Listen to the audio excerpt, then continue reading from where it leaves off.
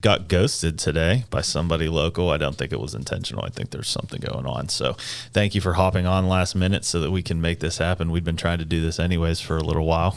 And I think we tried twice. Look at you, just got short. Yeah, I have this chair and like I made myself shorter so that you can actually see at least my hair because it looks on point right now. Yeah, So I like what you did with it. I like where you're going with that. So we've known each other for quite a while. I think it's always interesting how men behave. We became friends when we were at Life University together, and then kind of didn't talk for a while. And then out of nowhere, we get a text message and just pick up like a decade didn't pass. And everything just goes back. It's funny how guys are like that. Like once you make a friend, you're like, yeah, this is my dude for life.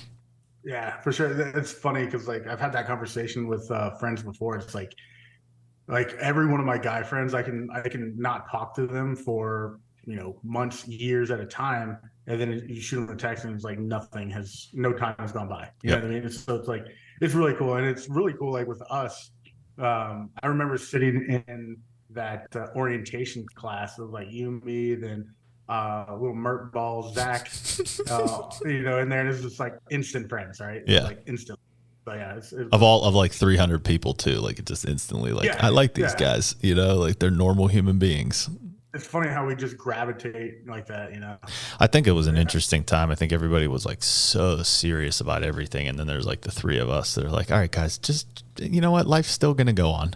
It's yeah, everything's gonna be exactly. okay. Like Yeah, that's the thing. Is like, I mean, there's time to be serious, but then there's also time that you just gotta fucking live. Like you just live in the moment, right? Like yeah. just like stop being so butthurt about everything. Just living in the moment. It's yeah, I mean, that's a good segue into children because last time I had talked to you, you didn't have children. And then we loop back around to now you have children.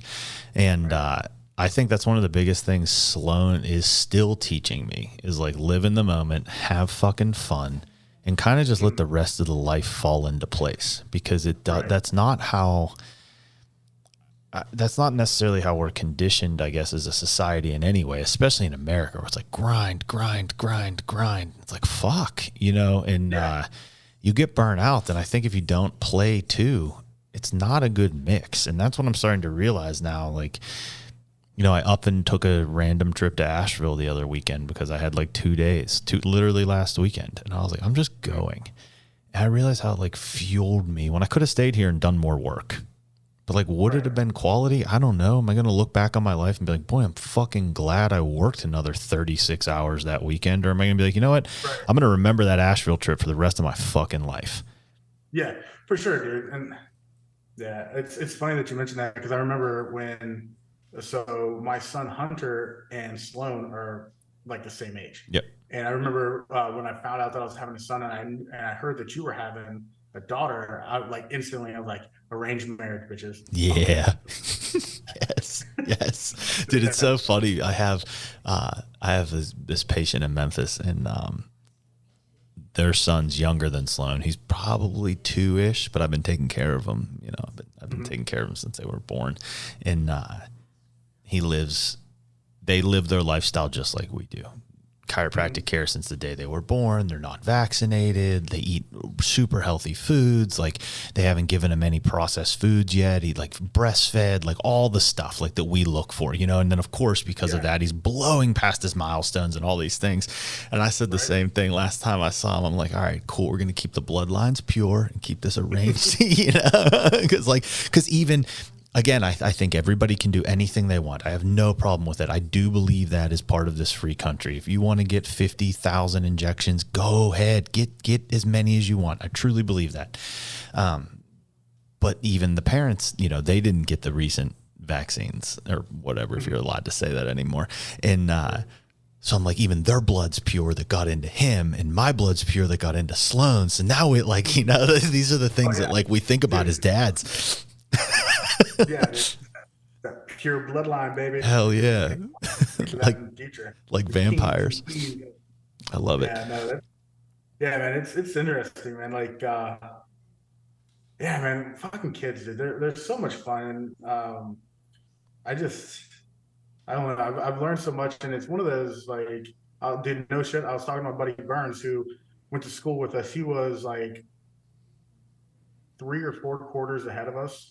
He played ball. He played baseball at Wright State. He was a pitcher. I don't remember. Dude's amazing. That's actually someone I want to get on here with you, because Yep. he's been one that helped me get to where I am with a lot of things, because just like working through different different stuff within your childhood, right? Of like course. childhood traumas and all that kind of shit. And because you don't want to parent the same way. And I think that parents, because I know my mom listens to this podcast, and when I say like we don't want to parent the same way our parents parented us, and it's not a bad thing. It's that there's just an evolution of life. Like we learned new things and we want to implement them. In no way am me saying I don't want to parent my daughter the way my parents parent me doesn't mean that I think my parents did a bad job. I say it all the time. I had an amazing childhood. I had great parents. Right. I just think that there's an evolution to everything, and the goal is to evolve being a parent to the next level. Right. Absolutely. And that's something too. And it was because Burns and I were talking to, we were on the phone for like an hour and a half, probably. Just talking topic after topic or whatever. And it was funny. It started from like the war in Ukraine all the way to like the baseball coaches and wrestling coaches that, the good ones that we had, the football coaches that really, made an impact on our lives. And then the ones that like had a huge impact on our lives, but not for the positive, right? It was like the guys that we didn't play baseball because of this coach, because he's such a fucking prick, right? Yep. Or all this kind of stuff. And like we started diving into this conversation about parenting types, because dude, where we went to high school, it was like a black hole, right? And so a lot of times the people I went to school with, they get stuck in that town. Yeah, and we had that all too. They know is that town, but then they get into like drugs and doing all this shit. And I mean, there's, my gosh, I don't even know how many people from when I graduated, how many died from Same. Drugs. Same. And it's like not just the kids that who parents were pieces of shit, or that had weren't there, or they're dirt poor. It was like kids that was born with like a silver spoon in their mouth, right? And so and we were talking about that. It's like there's a happy medium of like being overprotective and then not having any control whatsoever over your kids. I have examples of both of those, of friends that were had that silver spoon in their mouth. And I remember distinctly being at their house and like their parents getting on them about something, and then they just hooping and hollering and going off and back mouthing and stuff like that. Something that I would have never done, because I would have gotten hit. Yeah. But it's like there's definitely like this fine line when it comes to parenting and being able to do all this stuff. And it's like you just hope and pray that you're fucking doing it right. It really is that. And it's interesting, you bring that up, because we didn't go to the same schools, but it's the same thing. Right. Like we had that nature. And I had asked two good friends, you know him, Steve Judson and Lieberman. Mm-hmm. So when Sloan was born, we had went back to DE, and I had asked him, because the question that was weighing on my mind is, I'm like, okay, I'm where I'm at because of perceived traumas in my life, right? It makes me always feel like I'm not good enough and I need to push more and I need to do all these things. So whatever, there's an awkward part of me that's grateful for that, because I don't settle for things, right. And I like that. And then there's other traumas in life and whatever that we perceive to be, whether big or small, it doesn't matter. It's individualized. And, same with a lot of these people that I hear speak. And I'm like, okay, I know that I want Sloan to be very well-rounded, very successful. I want her to, embody all the things that a healthy person embodies and be a leader and do all this stuff. And I'm like, but it seems like every fucking person that embodies all these things went through some shit in life. And so I remember asking them, like, how do I take this beautiful soul that's my daughter that I want to love and protect, and then turn her into what we are without the trauma attached to the becoming of what we are? And both of them looked at me and were like, well, when you figure it out, let me know, because that's what we're trying to do too. It's like, fuck. That's not the answer I wanted, like I wanted you to give me the path. Yeah. And so that's, and so like, I've done, thousands of hours of coaching and all this stuff, whether it's business coaching or like life coaching and mentorships and shit like that. And there's a coach that I have that she talks about this book. There's a book called Taming Your Gremlin, or I think it is Taming Your Inner Gremlins, or something like that. Anyways, it's that the gremlin is that voice that's in your head, right? That voice that's always telling you that you're not good enough, you're not smart enough, you're a bullshit artist, right? And I know I experienced that still to this day. I've been a chiropractor for however many years now, but it's still like, well, you're a bullshit artist. You don't know what you're talking about, even though I can rattle off all these statistics and all this science and know how the neurology works with the nervous system. I know all this stuff, but it's like, and not to mention on top of that, it's interesting because then just stack all the results that happen in your office. That is the evidence of it, that is being made manifest, and you still feel that way. I mean, believe me, I get that. Yeah. Oh yeah, dude. Yeah. And it's like, so you got this gremlin that's talking in the back of your head. And like when I was telling her about it, there's these like not voices like I'm a fucking schizophrenic or anything, but like there's that inner voice that you have, that inner dialogue that you have that says, dude, what the fuck are you doing? Like, you don't belong here. Like, you're not good enough for this. You're not smart enough for this. You're not talented enough, all this kind of stuff. And it's like, that gremlin develops from, childhood traumas and all this that goes on, which I have a lot that had gone on in my life. And, but she's like, just realize that when you start hearing that negative speak, that gremlin start talking to you, that is little David within you that's dealt with all that negativity, that's dealt with all that stuff. And it's out of a place of love for yourself, and that it's actually trying to protect you from what it is that from protecting yourself from putting yourself out there, essentially, right? Because if you don't ever put yourself out there, you don't ever try or bet on yourself or anything like that, and you listen to that gremlin, well, you're not gonna fail, but you're also not gonna succeed, right? Too, you know what I mean? And so it's very much out of love, and how we can get it so that it's not a gremlin, but it's like almost like Jiminy Cricket. It's that conscious, right? And it's so instead of it being coming from a place of negativity, instead of saying, well, you're not good enough, like, you know what, you are good enough. You just have to, do the work. You have to, do all this kind of stuff. So I'm not saying that's the answer, but like, instead of having that, for instance, one of my big gremlins that was formed from a young age. And it's funny because over this past weekend, I had a cousin that I haven't seen in like 23 years or something like that. And he was always a bad kid growing up, right? So when we were growing up, they were like, oh, well, Michael went and done this, and he now is living down in Florida with Aunt Donna and stuff like that. And, that's where the bad boys all come, is Florida. Yeah. Yeah. And so he, and knowing like that, knowing him, and I separated myself. I never reached out to him, never did anything. His mom, my aunt, have nothing to do with her. And I'm like, I go to my parents' house over the weekend. My mom's having a birthday for my Aunt Ruthie, and my Aunt Lois was there, the one that I never speak to. And then I did not know that Michael was going to be at my house, at my parents' house. And so I walk in the door and I see this dude. I'm like, oh, fuck, really? Like, yeah. I don't want to be like, I was like, I don't want to be around this guy because he's just, what in my mind, I was like, he's a piece of shit. Yeah. And so we're talking and stuff, kind of catching up. And he's like, the cool thing is like, he fucking owned everything. Like from the moment that he and I started talking. I love right? that I'm so like, much. Personal responsibility. I was like, hell yeah, dude. And he was telling me, he's like, I went to prison. He's like, I was on drugs, all this kind of stuff. He's like, but he's like, I've been clean for 10 years. I've been living in the same house for 10 years. I have full custody of my son. He's like talking about wanting to break the cycle and all this kind of stuff. I'm like, fuck yeah, dude. Like, that is awesome. Dude, I want to get him on. I want to get him on here. Yeah, dude, absolutely. I'll get him on here for you. Yeah. And so he is a changed man. He's not who he was when he was growing up. And he had mentioned to, like, we were talking about my grandpa or something like that. And he had brought up this, he's like, hey, David, remember when grandpa hit you?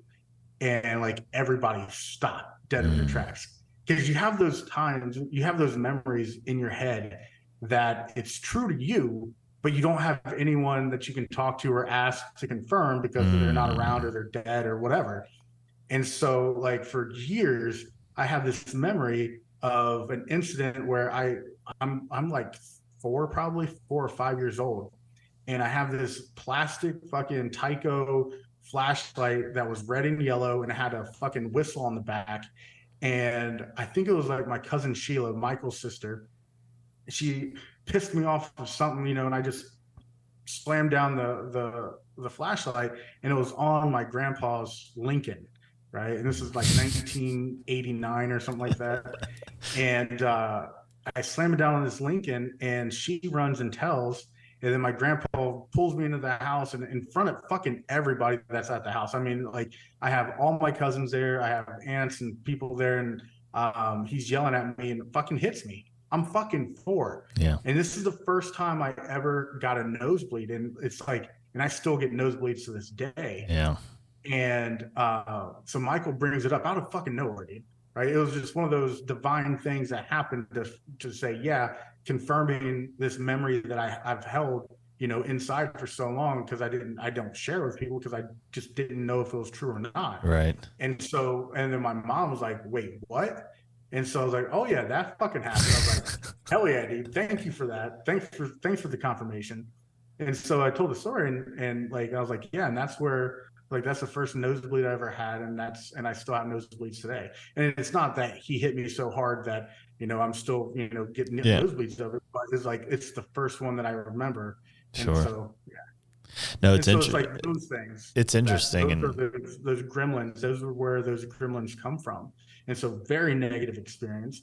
And so when I start putting myself out there and start doing things, that's where the negative talk starts to come from. I mean, that's one instance of many that, form the gremlin that is in my head. But again, it's, not putting myself out there to, I don't want to get hurt. I don't want to, get hit in the face again or anything like that. Right. So, yeah. And then not wanting to get hit in the face again. It's easier to get hit in the punch in the face because it heals faster. But when it's a psyche, man, right. That's the shit that breaks you. That's where it's hard. Yeah. And it's interesting. I mean, even just doing stuff like this, like learning how to laugh at the comments, embrace the comments, like because people will say some fucked up shit, and you're like, what is wrong with you? But it's interesting. We talk about like the not feeling good enough. I was listening. You know who Troy Polamalu is? For sure. So I was listening to him on, I think it's Jordan, or I don't know who's Peterson and some other guy who played whatever. Someone sent me the podcast. And dude, basically his entire career, he never felt good enough. And I'm like, oh my God. Like it brought me, it's interesting because it brought me peace of like, okay, there's definitely other people out there who feel this way on a regular basis. So that made me feel good. And then it also made me be like, fuck, the best that has ever lived at his position didn't feel good enough. Yeah. What do I do now? Because if like, where do you augment that now and go? Because it's one of the things I definitely don't want my daughter to feel like she's not good enough. It's like, fuck. And so sometimes I think I overcompensate for that to make sure she knows that she's good enough. And it's interesting. Yesterday this just happened last night. So we are going back. I pick her up because the Steelers had a preseason game last night. We're like rushing from her mom's back to the house so that we can get there in time. And like we're running inside and she's like, what are we hurrying for? Or something like that. And I'm like, we're whatever we were doing. And I think we took the trash out and then came back in. I can't remember which scenario it happened in, but we come back in and the Steelers are winning. And she says something like, well, why keep score? And I'm like, okay, well, we have Andy Frisella's book, Play to Win. You know that it's a way to gauge yourself against yourself. Like, how well did you do? Did you do better than last time? Did you do worse than last time? Are you continue to improve? Are you not? And like keeping score is just a way to measure the improvement of how you're doing. And sometimes teams win and sometimes teams lose, but you learn more most of the time when you lose. I'm like trying to explain these things.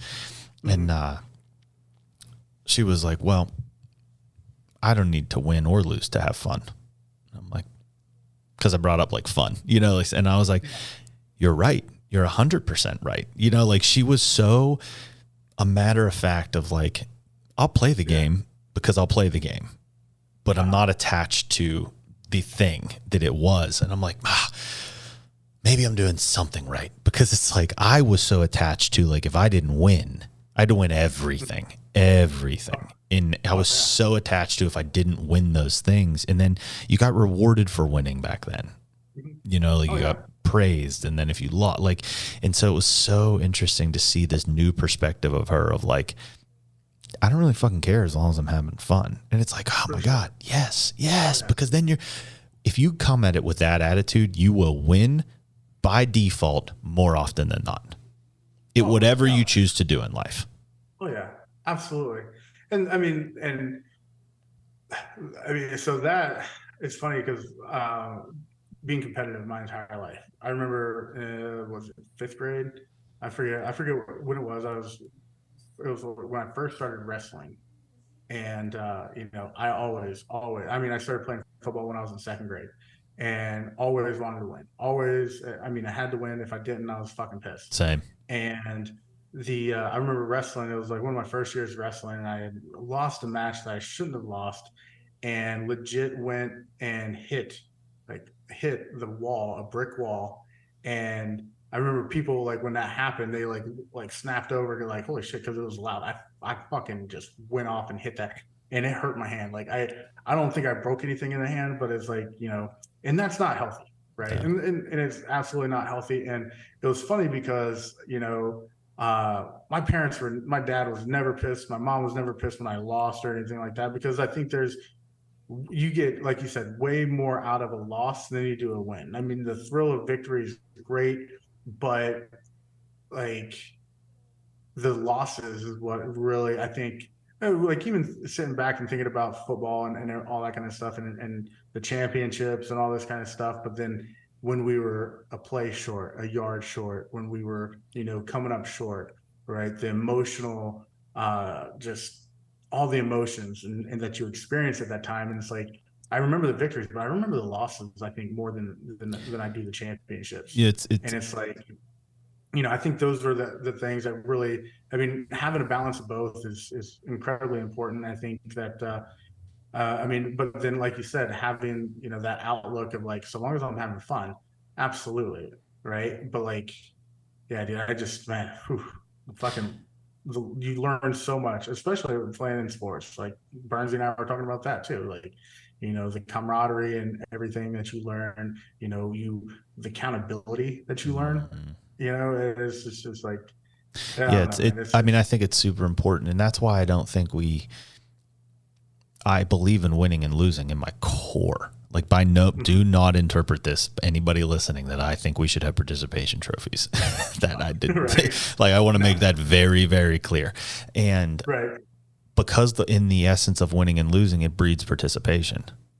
Yeah. Because you have to depend on the person next to you in the sport. And, you know, it's interesting because it's funny because we're very similar in a lot of aspects. I broke my hand doing exactly what you did and punching the wall. And then I recently was looking back. I can't remember who I was having a conversation with, but I went to a college, Division III college, and we won national championships and we were very good. When I was in high school, we lost our first game by 71 points. We were bad. We had 18 kids on our team. 2 of them were mentally challenged my senior year. We never came off the field. And that year, losing every game but one, I had more fun playing that year with my friends and losing than I had winning national championships and participating on those teams. Like it was the camaraderie, the dependability, the accountability, the fun. It was just like we were able to embrace winning or losing like I'd never had before. And it also made me crave winning more, which is good because I'm like, this fucking doesn't feel good. But looking back on it over decades later, it was like, wow, I kind of wish I could have embraced that more. Yeah. You know? Yeah, absolutely. And it was funny because like I thought of something growing up. One of the things, so like I said, my parents were never pissed when we lost, like football, wrestling, nothing like that. Which is a huge life lesson to take forward with our children. Yeah, being neutral well, and just supporting. Like one of the things I love, like back in the day when my dad was doing it to me, I'm like, what the fuck, dude? Like I just won. Like, why are you asking me this? But he would, and this is something the football coaches would do as well. And so my dad would win a Friday night game or whatever. We're all high fiving, handshaking, taking pictures or whatever, coming off the field. And my dad was like, "Oh, babe, you did such a good job." And he's like, and he would, dude, he remembered every fucking play, every down, every tackle, everything that I did. And then he would go through all the great stuff. He's like, "You guys did great." He's like, everything was just firing on all cylinders. He's like, "So, what do you think you could do better?" I love that. Fuck you. Yep. Yeah, it's like I have this. We just won. Like, what do you mean? What can I do better? But like when you think about it, it's like you should always be learning, whether it's a win or a loss. Always learn, right? And so there's always something to take from, and that's what football coaches would do. Like we would get graded on our play, and depending upon your grade or whatever, pretty much as if you got yelled at or not. But no one ever scored 100% on their Friday night play. Of course. Right. And there's always room, no matter how good of a game you may have played, like there's always going to be room for improvement. I also think that helps keep you humble, keep your feet on the ground, and I will say one game, my junior year of high school, I was playing inside backer. I scored a 98 on Coach Tuffy Thompson. His first name is Tuffy Thompson, dude. Love that man. He's my inside backer coach. Scared the hell out of me. He's an old, just gnarly, gritty dude. And he would always say, "Dag nabbit anyhow." And so he was breaking boards and clipboards and stuff. And yes. He was one of the hardest coaches for grading, because he always expected greatness, right? Yeah. And greatness was, if you didn't give him 110%, not to sound cliche, but if you didn't give it all and more, he'd be pissed. Yeah. I scored a 98%, but I didn't account for a single tackle that game. Yep. And I was like, and so I'm like, after the game, it's like you think about that kind of stuff, and it's like, well, I didn't have any tackles like that. Like I was down on myself. And then come in on Monday, he's like, yeah, you didn't have any tackles. He's like, but you were where you're supposed to be every fucking play. Yeah. And I'm like, oh shit, okay. It was one of those things. Again, it resonated with me. It still resonates with me to this day. It's like, just because of the outcome, and that's the thing, is like, as an inside backer, I'm filling gas, I'm making plays and stuff like that. I'm bouncing the ball out a little bit further, or I'm stopping the runner, the running back right in the middle of the line of scrimmage, or I'm dropping back for pass coverage. I'm doing all these things just because I didn't account for a single tackle. Everyone else around me did, and it's like we won the game and all this kind of stuff. And it's like, I was doing what I was supposed to do. I didn't get the glory that I wanted, because you love making the tackle, sure. You love having your name announced. Didn't have that glory, but I mean, we won. I did my part, and I fucking was doing what I was supposed to do. Which is the dependability and accountability that we learn 100%. Through sports, which is what makes the entire thing work, right? Which is, it's interesting, because this is where those participation trophies really get tricky, because guess what? When you get in the corporate world, or you get into the business world, or you do whatever you're going to do in life, you open your own business, motherfucker, you better learn how to cooperate. You better know how to communicate. You better know how to do all these things with people, because everybody's going to be depending on you. All right. Especially if you own your own business, or you want to be a high level of it. And, you need to be able to take these things you learned and transition them. And I think that that's part of the beauty of what we've been given growing up the way we did, because now we can literally take, I always ask Sloan, everybody's like, oh, what was your favorite part of school? Or what did you love about school? Or like, whatever, just an arbitrary thing. Right. So she started a new school, and I'm like, what's your favorite part of the school? And she's telling me and whatever. And then I wait a little bit, and I'm like, well, what's your least favorite part? Because we all have a least favorite part. Let's just normalize being okay with talking about it. Let's not shove it down. It's just as neutral as the best part, she's like, really just don't like sitting and learning. I'm like, what, do you get to get up and move? She's like, yeah, a lot. We get up and move a lot. We get to recess 3 times a day. Like, she's in a school that is not just sit and learn all day long. Right. And she's like, and I'm like, all right, well, that's good that you get to do that and have that autonomy and whatever. She's like, yeah, you're right. I like that. So we can even take the negative and turn it into a positive, but we can't teach them how to take the negative and turn it into the positive. We don't ever fucking ask them, What's your least favorite part of this? And how do we then get to make it better? Because we're not going to just stay there. You're not going to tell me your least favorite part is not being able to get up from your chair. And then I'm just going to be like, okay, because then I'm reinforcing this idea that like, oh, that's your least favorite part. You're the victim. This is what you have to do. You have to abide by the rules. Well, wait a second. Do you have to ask to get up out of your chair? No, I don't. I'm allowed to get up whenever I want. Cool. So you can get up and go to the bathroom. How many times a day do you guys get to go outside? We go out for recess 3 times a day. Awesome. We work in groups too. So really, baby girl, you're not in your chair that long. You maybe 2 hours of the day at most over the course of 10-minute break. You're just used to fucking playing all day long, and so you can help reframe that for them. And then now not the victim, they're in charge, and it's like, hey girl, baby, if you've been sitting there for 10 minutes and you don't want to sit there anymore, get up and go to the bathroom. You're in a school that doesn't have to ask, move, and so I think that it's important to be able to give our kids that autonomy and be able to teach them those things. And it kind of all stems back from all that stuff we've learned. All right, we got to cut it short because we got a late start because you were a last-minute guest. That was on me, but I'm glad that you were able to hop on. We're going to do more of these. This is good. Real quick before, why don't you give everybody a little bit of a brief 3-minute rundown of the Full Send CRM? Anybody who owns their own company or is thinking about owning their own company, this is an awesome. I use it for dad time. It's awesome. Use it for my Alchemy chiropractic business. It's top notch. It's unlike anything I've ever seen. So I think if you can give a 3 minutes rundown of it and then how to contact you if they have any questions, I think that'd be great. For sure. So Full Send CRM, it is exactly that. It's a CRM. It's a customer relationship management system. And what it does is we've made it so that everything from sales, marketing to interactions with your patients or customers, it's all done in one spot. And the cool thing is that most CRMs, you can only capture the lead and then nurture and do all that kind of stuff. On Full Send CRM, you're actually able to do everything from lead generation, being able to run Facebook ads and Google stuff, Google ads and all that kind of stuff within the platform. So you're not having to bounce around and do all this stuff.